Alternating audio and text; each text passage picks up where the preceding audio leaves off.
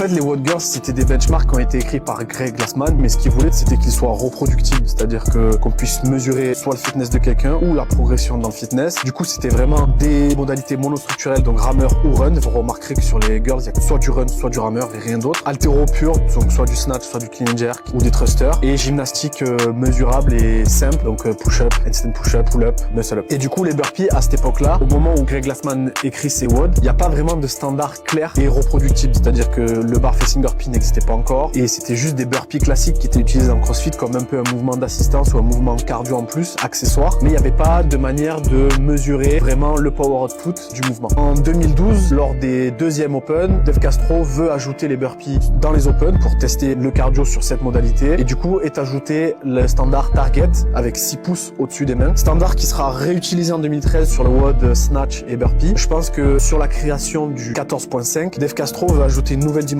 et créer un mouvement un peu plus visuel et un peu plus compétitif et un peu plus challengeant. Et c'est là qu'il crée les bar facing burpee qui apparaissent sur le 14.5, 21, 18, 15, 12, 9 jusqu'à 3, thruster, bar facing burpee.